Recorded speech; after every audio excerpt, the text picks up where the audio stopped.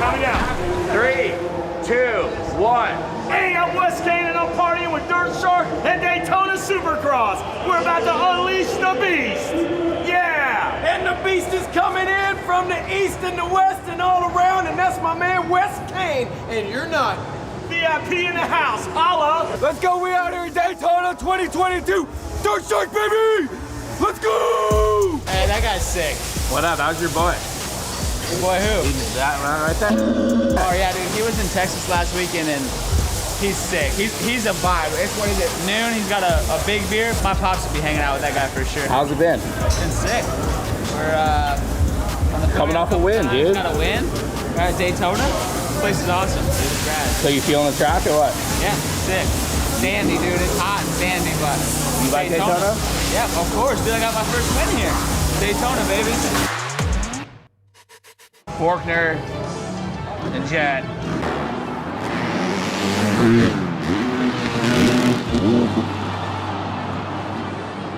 What's your whole take on it? Well, I honestly, for real, it's a bummer regardless. Just got out of control, was on the outside, the rail around. Austin was on the inside. And maybe he should have just took him high and then stopped him right there. And that would have ended it. And then he could have still been in front of him. But he left it, so then Jeff went up to the top of that thing and took the best spot. And he kind of flipped the bike back over. And Austin was just right there. So like, I don't think he did it on purpose. It's an accident. Was it a cross jump? It was a cross jump because of the way the bike hit. But Yeah. I don't think he did it on purpose. Well, we don't, I mean, he didn't do the tank slap on purpose either, but don't you think he was sort of like coming in hot? Oh, he was. Don't you think he should have like took a breath and just sort of, you know, like... Well, he probably could have took a breath. Brandis, I got my eye on you, dude. This is the closest we get to outdoors, right, Daytona? Yeah, but it's not really outdoors. But yeah, I mean, we see. It's only my second Daytona in 450, so I don't really know what to expect. So we see. I give my best. That's You like Daytona? Yes and no. I like the style, but the sand, like, when you're behind someone and you can see shit, like, I'm like, no. Okay. So yes and no. You're a Daytona guy now? I guess now I did all my training on that hard pack in California, and we're out here, so I feel good. Bike feels good, so just hoping to keep this ball rolling. Dude, I usually see you go hard in the streets here, not on the track. You know what I mean? Have you seen it I'm here? getting older, so the streets I'm getting a little softer. Have you seen Daytona? It's wild this year. A lot of people here. Are you kidding me? COVID's over. Florida really didn't care about it in general, so dude, it's probably been wilding for a while now, but this is where people come, you know, to wild out this week, so it's probably some good scenery. 450 class, it's pretty heavy this year, huh? Yeah, it is.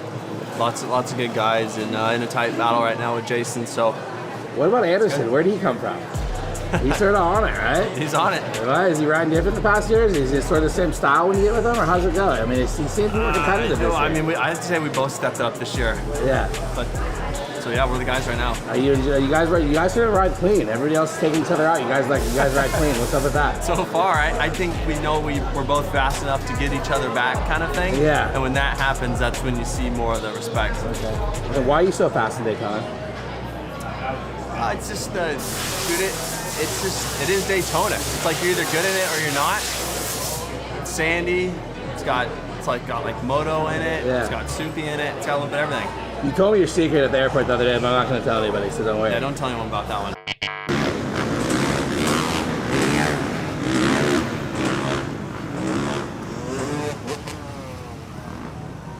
How did you do that? Where'd you do that? Dude, last week before Dallas,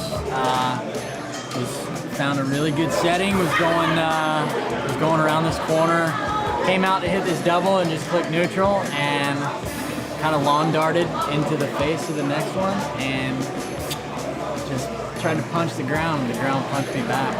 So how long you out? We are out about 10 weeks. But yeah, we got. Oh man.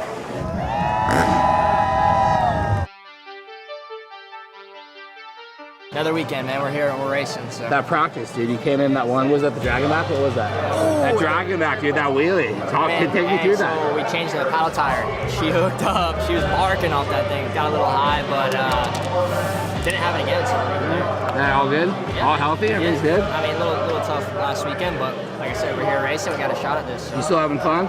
Always having fun, man. I like that, dude. Can you still ride a dirt bike? Hey, you know, Mitch is looking for a new rider and he's kind of looking my way. The only trouble is he's not coming up with the money. Dude, this East Coast class is wiped out. Dude, now, yeah, everyone was saying how stacked it was, and literally 2 weeks later, it looks like the West Coast a little bit. It's rough. It's rough. People get injured, and there was some craziness, but I was out of it. You know, I got that shit done a couple weeks ago. Ice. This is your spot, dude. Daytona. This is where it all started. Florida, follow the palm trees and the pina coladas and the motocross. Did you bring the 5.0 or what? I couldn't fit everybody in. Okay. Going with the crew, huh? Even with the top down and the hair, yeah, I couldn't do it. All right, so hey, dude, 2022, racing's good, dude.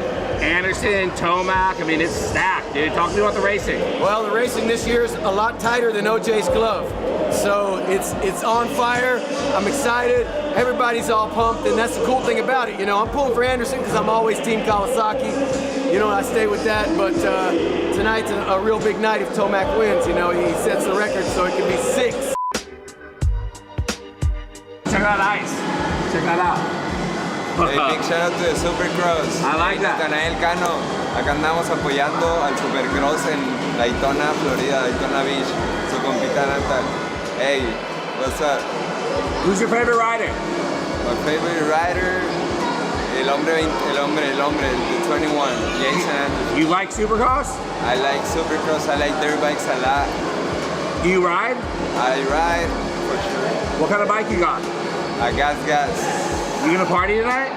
Party tonight for sure with Monster Crew. Daytona. Big shout out.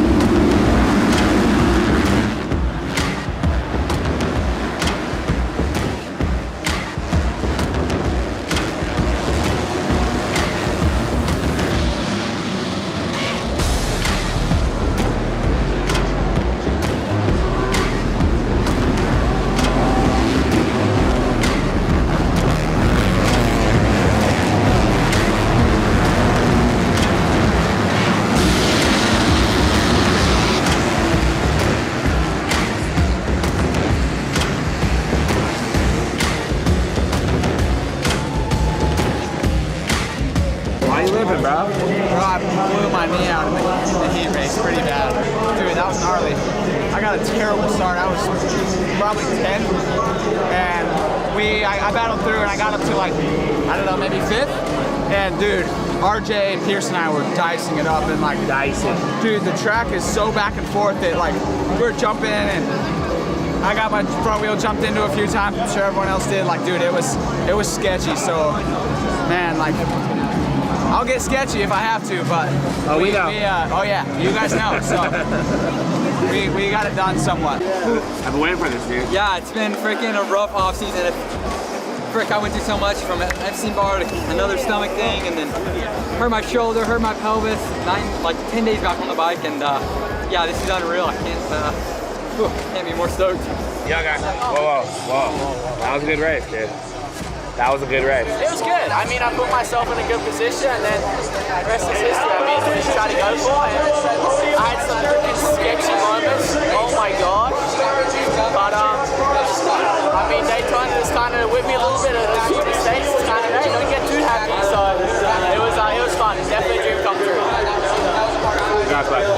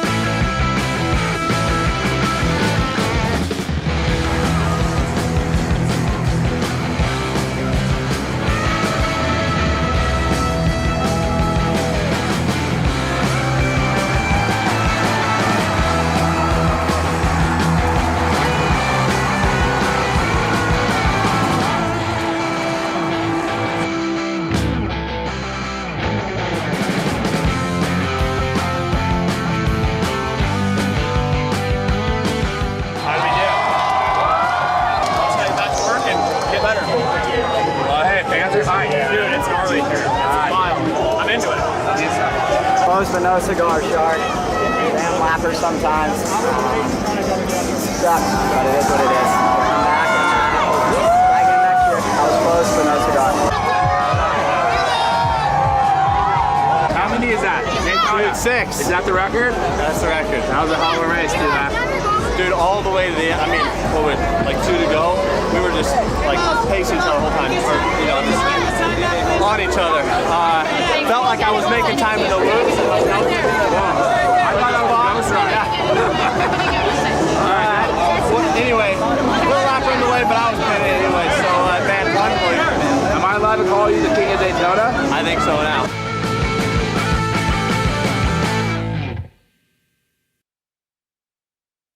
Are you partying tonight? We're gonna go out Main Street tonight. We are in Daytona. It is bike week, and I got Wes Kane here. So we ain't sleeping, we're creeping. We're watching Dirt Shark game. Ice, West Kane. Dirt Shark, baby! Dirt Shark in the house!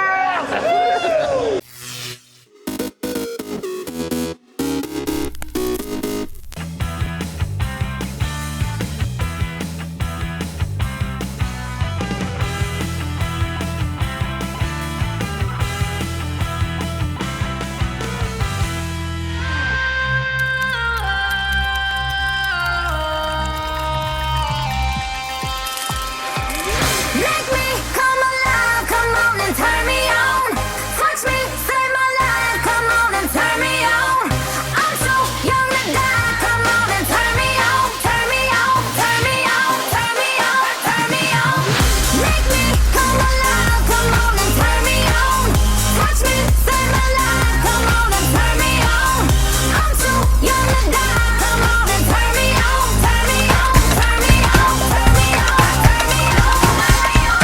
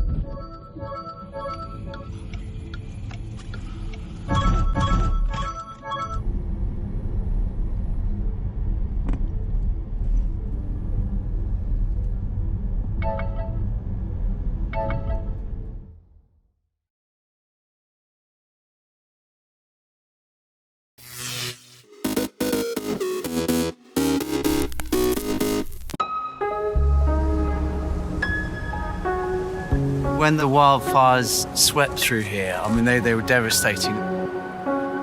The majority of these are pine trees. They're a monoplantation of pines.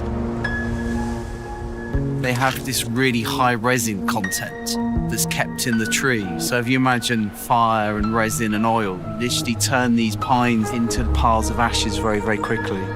Nature has the solutions. Nature would look to repair that damage that's done. In some aspects, fire is part of nature. After a forest fire, you get the initial pioneering plants, the native species coming up through. If you think of an oak tree's root system, it's massive because they keep their energy below ground.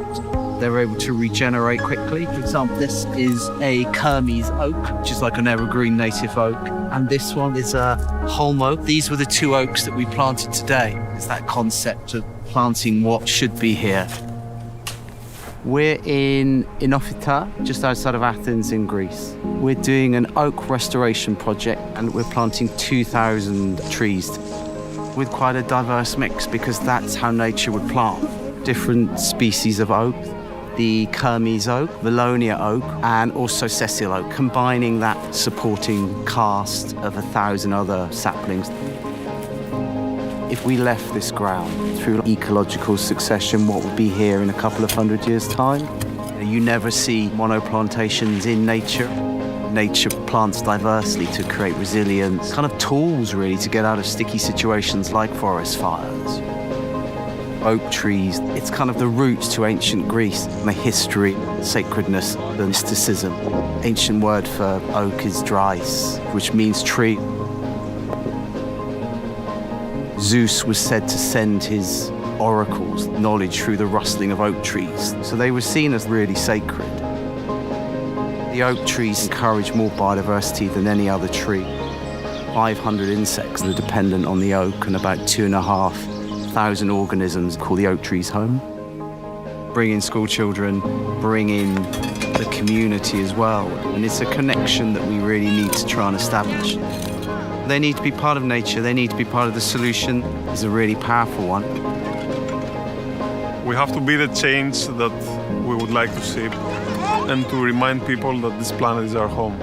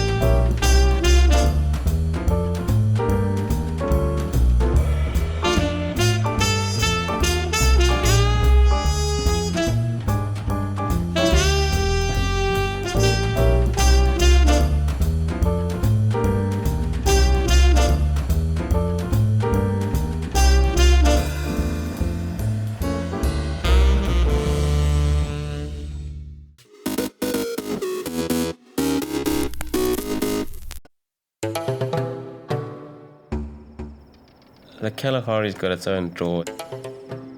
It's vast and it's forever. You've just got to get into those sand dunes on your own, and there you're going to find a lot of solitude. It can seem like a place of massive emptiness, but you suddenly find 5, 6 different animal tracks right there. There's this huge amount of life, and when I'm on a filming project, I really like to try and live like the animals do so that I can experience the hardships that they're going through. I want to see wildlife in a totally different context, and that's really, I suppose, what draws me to the Kalahari.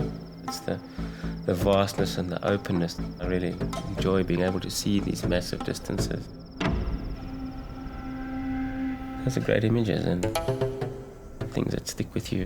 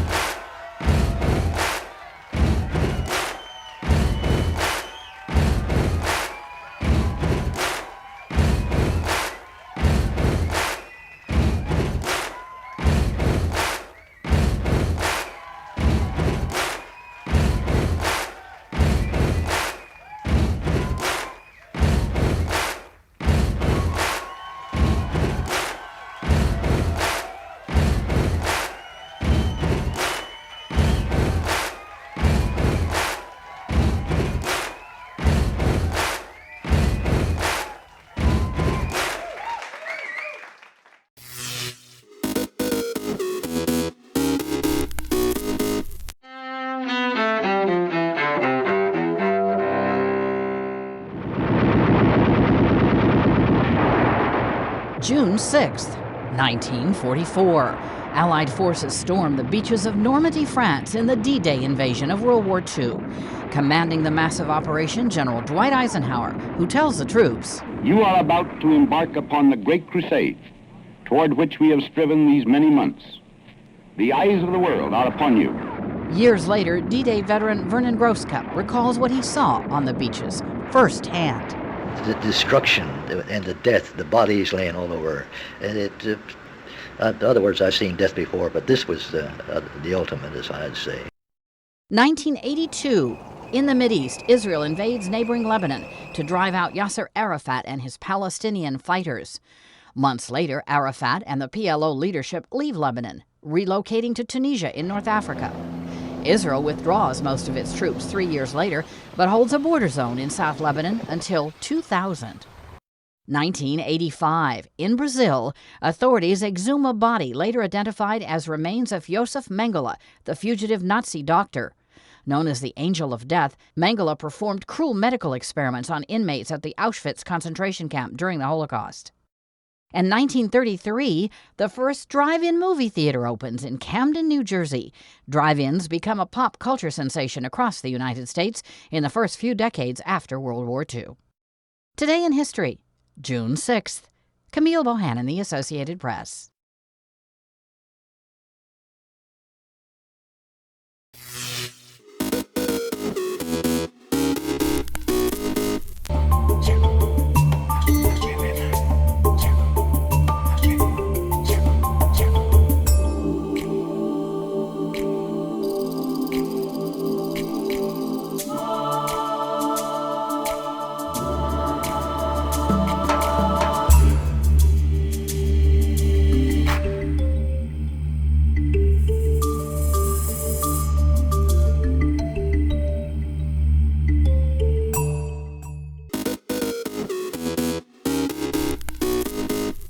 Welcome back in our studio, and in today's news,